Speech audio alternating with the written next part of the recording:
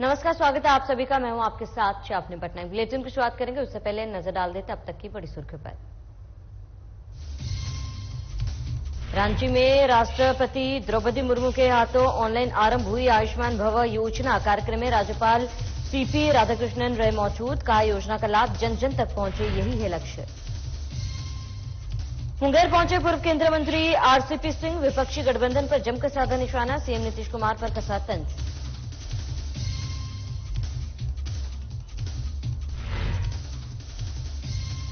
बोकारो में आयुष्मान भव योजना का शुभारंभ। पखवाड़े के रूप में मनाया जाएगा कार्यक्रम। 17 सितंबर से 2 अक्टूबर तक चलेगा कार्यक्रम।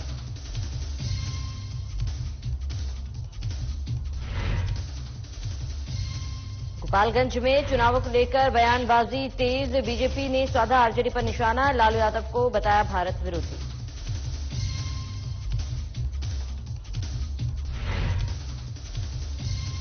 सिमडेगा में मनाया गया जोन रेटो का 34वां शहादत दिवस। श्रीलंका में हुए शांति युद्ध के शहीद हुए थे जोन ब्रिटो। विधायक भूषण बड़ा ने दी श्रद्धांजलि।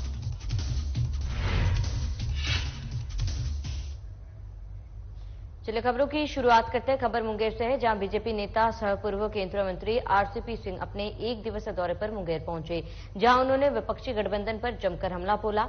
उन्होंने कहा कि विपक्षी गठबंधन मौका परस्तों का गठबंधन है, इनका कोई पॉजिटिव एजेंडा नहीं है। उन्होंने बिहार के मुख्यमंत्री नीतीश कुमार के ऊपर तंज कसते हुए कहा है कि वे हमेशा मुख्य मुद्दे से बिहार के लोगों का ध्यान भटकाने का काम करते हैं। साथ ही आरसीपी सिंह ने क्राइम कंट्रोल के बारे में भी महागठबंधन पर निशाना साधते हुए कहा कि बिहार में वर्ष 2005 में जो स्थिति थी उससे भी ज्यादा बदतर स्थिति अभी बनी हुई है।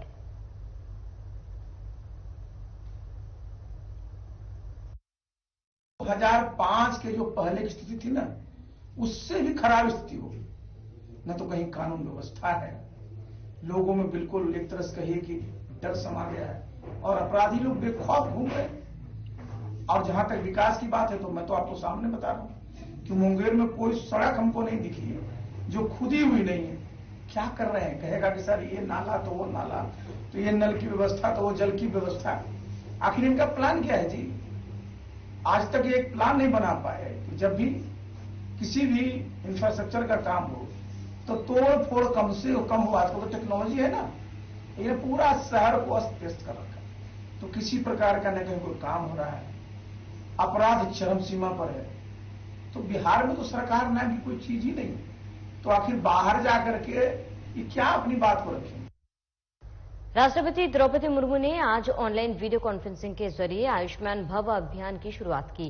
वहीं झारखंड के राज्यपाल सीपी राधाकृष्णन, झारखंड सरकार के स्वास्थ्य मंत्री बन्ना गुप्ता, बीजेपी सांसद संजय सेठ की मौजूदगी में अभियान की शुरुआत की गई। देखिए रिपोर्ट।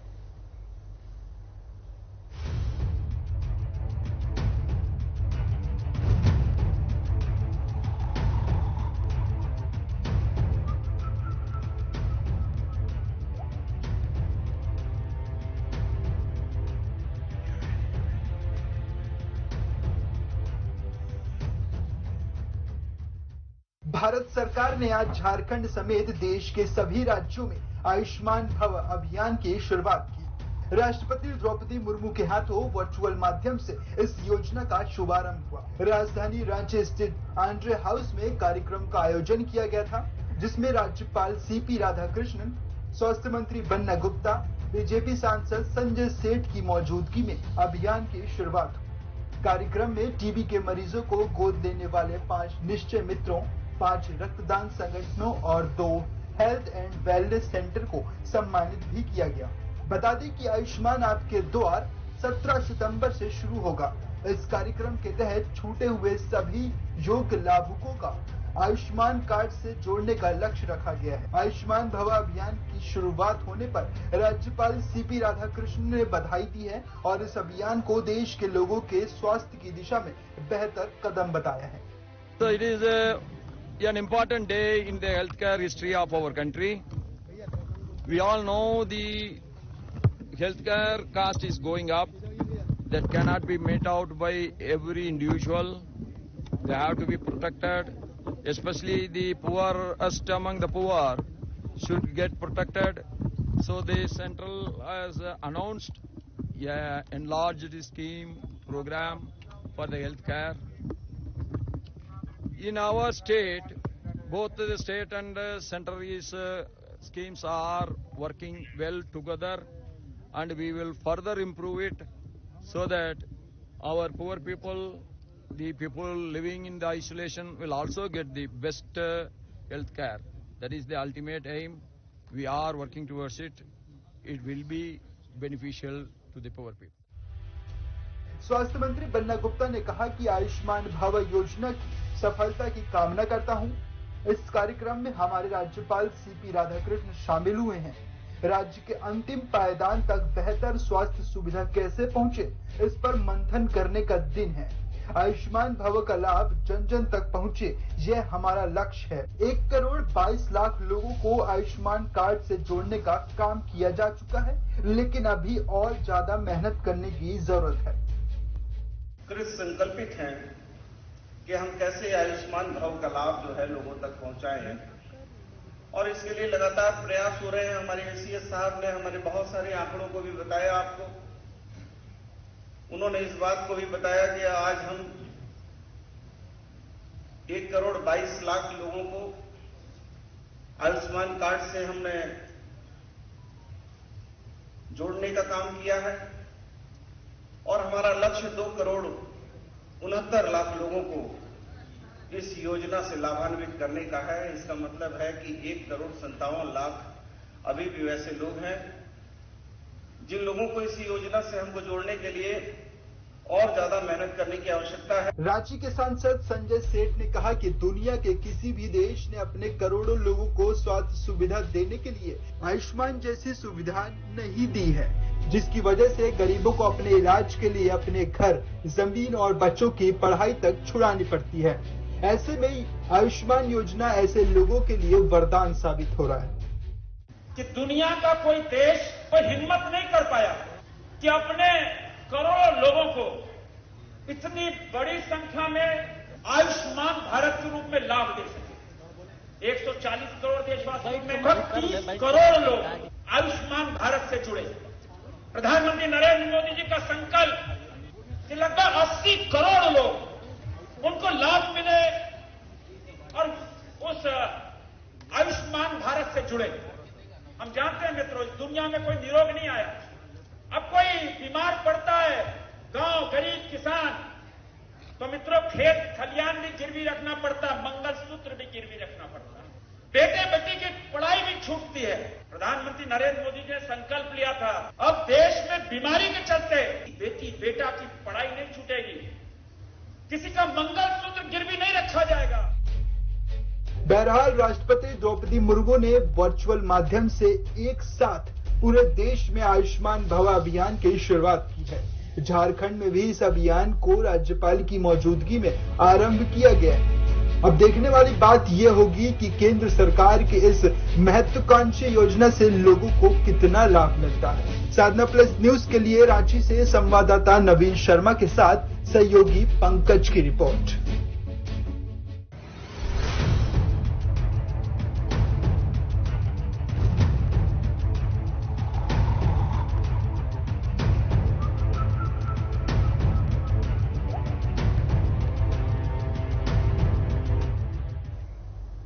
खबर बोकारो से है, जहां रेलवे के जीएम ने बुधवार को बोकारो रेलवे स्टेशन के विस्तारीकरण को लेकर निरीक्षण किया। जहां निरीक्षण के दौरान उन्होंने स्टॉल, रेस्टोरेंट, इंटरलॉकिंग प्लेटफॉर्म का निरीक्षण कर आवश्यक निर्देश दिए। वहीं रेलवे की जमीन पर अतिक्रमण को जीएम ने गंभीरता से लेते हुए 24 घंटे के अंदर स्टेशन परिसर को अतिक्रमण मुक्त कराने का निर्देश दिया। वहीं इस मौके पर उन्होंने कहा कि अमृत भारत स्टेशन योजना के तहत 60 करोड़ की लागत से बोकारो रेलवे स्टेशन का स्वरूप बदला जाएगा। जल्द ही बोकारो रेलवे स्टेशन भारत के उच्च श्रेणी के स्टेशनों में शामिल हो जाएगा। Bokaro city south eastern railway में काफी इम्पोर्टेंट स्टेशन है, कस्टमर एमिनिटीज के हिसाब से भी और फ्रेट ऑपरेशन के भी हिसाब से। तो अभी यहाँ पे 3 प्लेटफॉर्म है। उसके अलावा अमृत भारत स्टेशन में इसको बहुत अच्छा हम लोग डेवलप कर रहे हैं। इसकी करीब अप्रोक्सीमेट लागत 60 करोड़ होगी। खबर पतरातू से है, जहां श्री गणेश पूजा के शुभ अवसर पर प्रत्येक वर्ष की तरह इस वर्ष भी पीटीपीएस स्थित अंबेडकर पार्क में मेले का आयोजन किया गया, जिसका उद्घाटन बड़कागांव विधायक अंबा प्रसाद के द्वारा नारियल फोड़कर और फीता काटकर किया गया। इस मौके पर कमेटी के अध्यक्ष, क्षेत्र के सभी मुखिया, राजनीतिक दलों के प्रतिनिधि सहित सैकड़ों लोग मौजूद रहे। जहां विधायक ने कहा कि इस तरह के आयोजनों से लोगों को जीने की नई ऊर्जा मिलती है।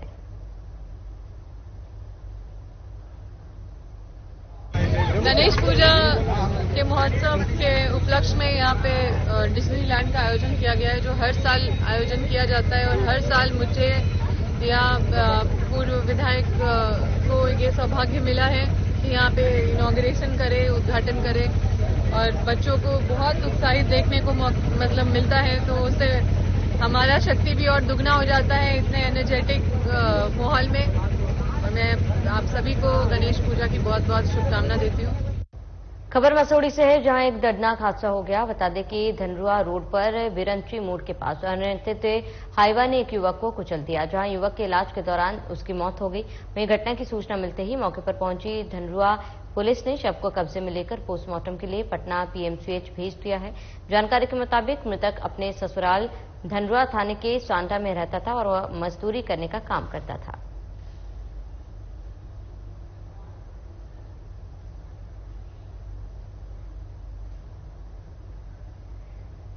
खबर बाढ़ से है, जहां के अनुग्रह नारायण सिंह कॉलेज में एनसीसी कैडेट्स का संयुक्त वार्षिक प्रशिक्षण शिविर चल रहा है, जिसमें लगभग 500 कैडेट्स भाग ले रहे हैं। इस प्रशिक्षण के दौरान कई महिला एनसीसी कैडेट्स भीषण गर्मी के कारण बीमार हो गए हैं। बता दें कि सभी बीमार महिला प्रशिक्षुओं का इलाज अनुमंडलीय अस्पताल पाड़ में कराया जा रहा है। वहीं डॉक्टर के अनुसार कुल 7 से 8 महिला एनसीसी कैडेट्स की तबियत बिगड़ गई, जिनमें ज्यादातर लड़कियों में पेट दर्द की शिकायत है।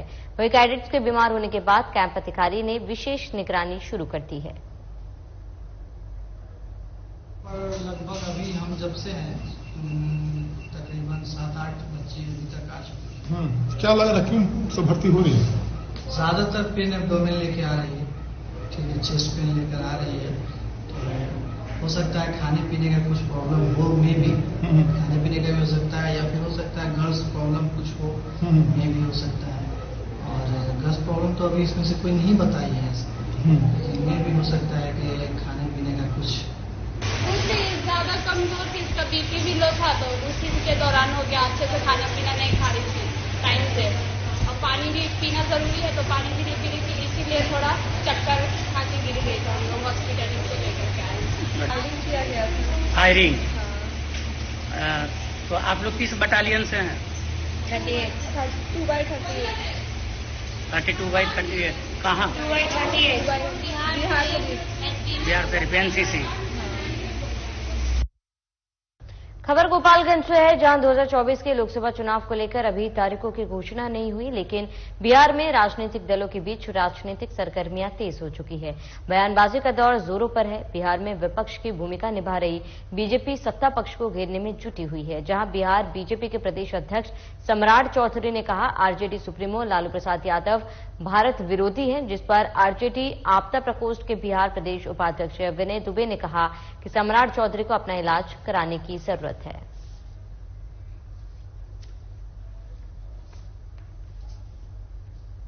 जो भाजपा के बयान दिए हैं लालू जी के बारे में, आप देखिए उनका जो मानसिक रूप से वो बीमार हो चुके हैं। कारण है कि वो बोल रहे हैं कि लालू जी नेता नहीं है। कभी लालू जी ही उनको नेता बनाए, वो कैसे भूल गए? उनको भूलना नहीं चाहिए कि चूंकि उनकी पैदाइश ही आरजेडी में हुई है, उनके पिताजी आरजेडी में ही थे, और आज के डेट में वो जो है बयान दे रहे हैं कि लालू जी नेता नहीं है। ये कैसे भूल गए? वो मानसिक रूप से बीमार है, उनको जो है इलाज की जरूरत है, और रांची में जाकर वो अपना अच्छी तरह से इलाज कराए। खबर सिमडेगा से है, जहां वीर चक्र से सम्मानित जोन ब्रिटो का 34वां शहादत दिवस मनाया गया। बताते कि वीर जोन ब्रिटो श्रीलंका में हुए शांति युद्ध के दौरान शहीद हो गए थे, जहां बुधवार को उनके शहादत दिवस के मौके पर पूर्व सैनिक संगठन वेटरन्स इंडिया जिला इकाई ने श्रद्धांजलि कार्यक्रम आयोजित किया, जहां पिंडाटांगर स्थित जोन ब्रिटो कीड़ो की प्रतिमा के पास आयोजित श्रद्धांजलि सभा में मुख्य अतिथि के रूप में सिमडेगा विधायक भूषण बाड़ा और उपायुक्त अजय कुमार सिंह उपस्थित रहे। इस दौरान विधायक और उपायुक्त ने शहीद जोन ब्रिटो के गांव को आदर्श गांव के रूप में विकसित करने की बात कही। उपायुक्त सिमडेगा के रूप में जी, तो मुझे याद है राज्य के एक वरीय पदाधिकारी ने मुझको सिमडेगा सबसे शांति प्रिय जिलों में से एक, हर स्थान का एक कैरेक्टर होता है। सिमडेगा का कैरेक्टर इस तरीके से रांची में एक दूसरे राज्य के रहने वाले हैं वो वरीय पदाधिकारी जिन्होंने मुझको बताया, जो जिला है यहाँ अमन चैन भाईचारगी ये कैरेक्टर में लोगों के हैं। हमारा 34-35 साल हो गया इनका शहीद हुए, जो हम सभी जानते हैं कि जो श्रीलंका में जो शांति रक्षा जो हमारे देश से जो सेना गई थी, उसी सेना की टुकड़ी में। खबर जमशेदपुर से है, जहां कोल्हान प्रमंडल पान समाज कल्याण समिति ने अपने हक और अधिकार की मांग को लेकर कमिश्नर कार्यालय के समक्ष प्रदर्शन किया, जहां प्रदर्शनकारियों ने मांग करते हुए कहा है कि हमारे समाज के अनुसूचित जाति का दर्जा दिया जाए। अगर हमारी मांग नहीं मानी गई तो हम लोग जल्द विधानसभा का घेराव करेंगे। बरसों पुराना मांग है अनुसूचित जाति का। 70 के दशक में हमारी जाति को लोगों को पान की सुविधा मिल रहा था, अनुसूचित जाति का। अच्छा, बाकी किसी कारण हमारा मांग को रोक दिया गया। अच्छा, और हम लोग को बहुत आशा था हेमंत सरकार को, पूर्ण विश्वास था कि हमारी मांगों को पूरा करेगा। हम लोग आज ये मजबूर होकर सड़क पर आना पड़ा, और पूरे कोल्हान में 14 विधायक हैं और 14 विधायक चेतावनी दे रहे हैं कि हमारा जो समस्या में 14 विधायक हमारे पक्ष में रहे, अन्यथा 24 में चुनाव आ रहा है, उल्टा गिनती चालू कर रही है। देखिए, दरअसल ये है कि झारखंड सरकार सो रही है और उसको जगाने के लिए हम लोग पूरे 3 जिला से यहाँ एकत्रित हुए हैं। हमारी जायज मांग है कि पान और तांती एक है, और झारखंड सरकार पान को सुविधा दे रही है अनुसूचित जाति का और तांती को नहीं दे रही है, जबकि तांती और पान एक ही जाति है और यहाँ पर बसने वाले सारे निवासी पान जाति एक ही, पान और तांती एक है। तो झारखंड सरकार को चेताने के लिए हम लोगों ने ये जन आक्रोश और अधिकार मांग पदयात्रा आज चाईबासा में निकाले हैं।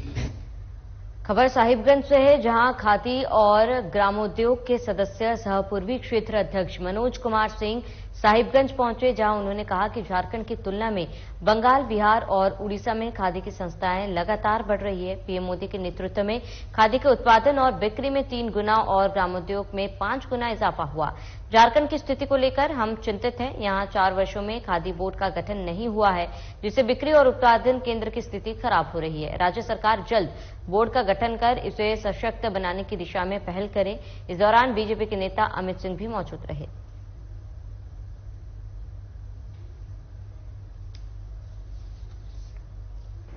भारत सरकार अथक प्रयास कर रही है कि देश में खादी और ग्रामोद्योग की स्थिति बेहतर हो।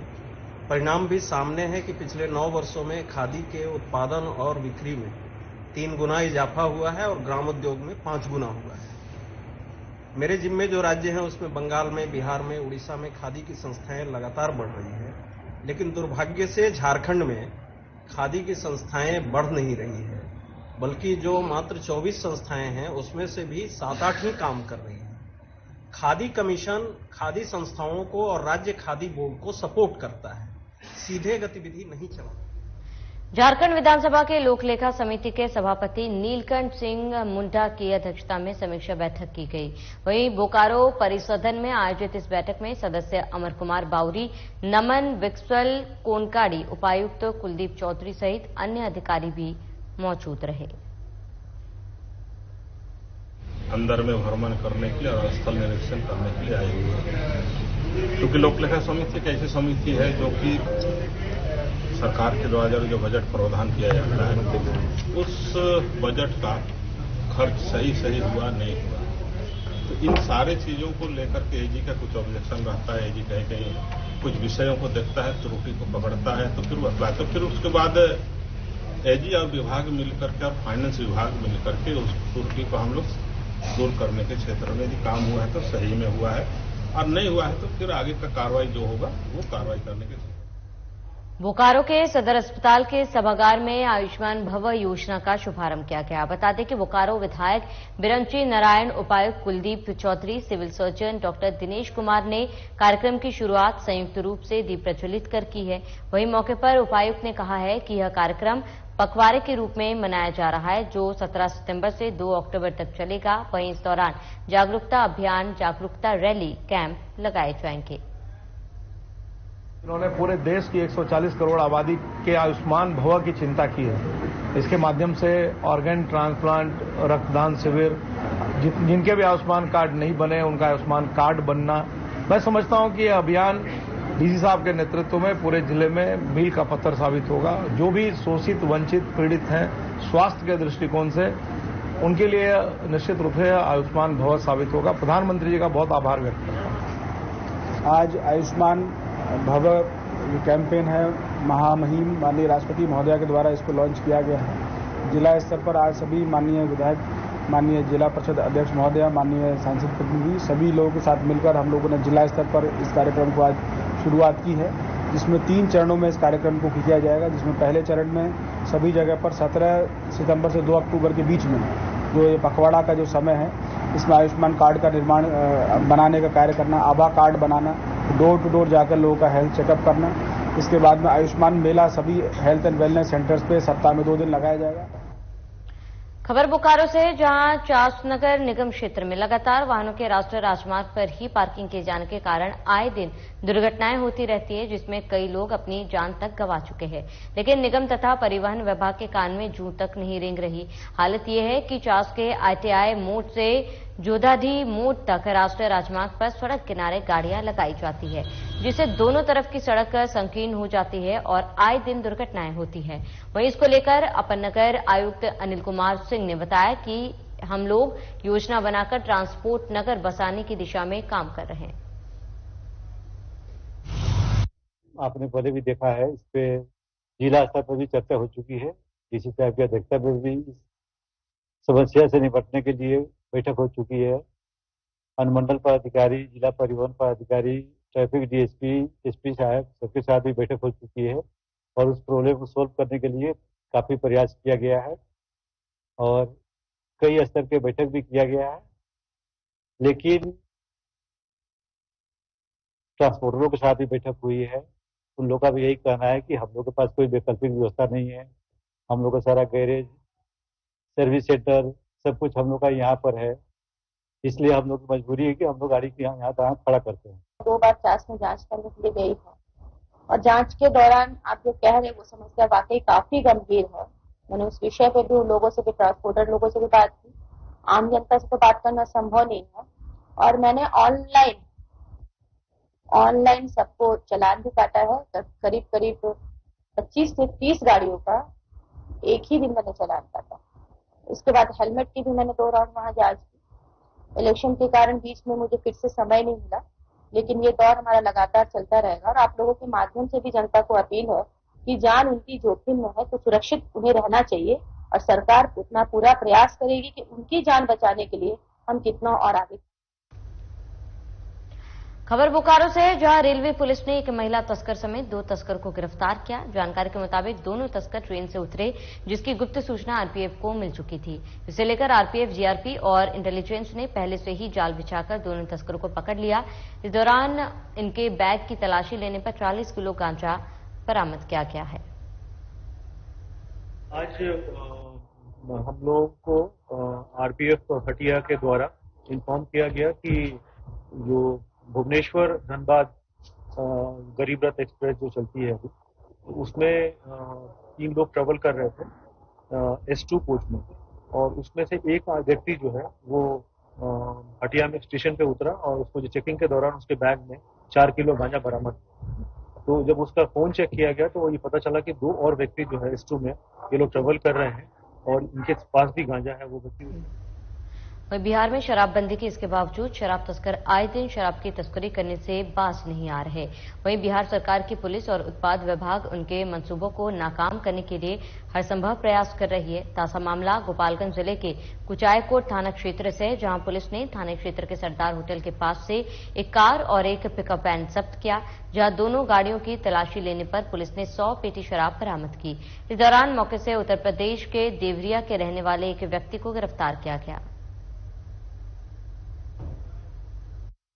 के निर्देशानुसार शराब तस्करों पर लगाम लगाने के लिए NH 27 पर वाहन जांच की जा रही थी। इसी क्रम में एक MH नंबर वैगनआर गाड़ी पुलिस को देखकर काफी तेजी से भागने लगी, जिसका पीछा किया गया, उसको जब्त किया गया एवं उसमें से 30 पेटी शराब बरामद किया गया है। साथ ही एक पिकअप गाड़ी को भी जब्त किया गया, जिसमें कैस्टल ऑयल का लेबल लगाकर शराब छिपाकर ले जाया जा रहा था। इसमें 70 पेटी शराब बरामद किया गया है और एक शराब तस्कर अरेस्ट। चलिए इसके साथ इस बुलेटिन में फिलहाल में इतना ही। देश प्रदेश की तमाम बड़ी खबरों के लिए बने रहे हमारे साथ।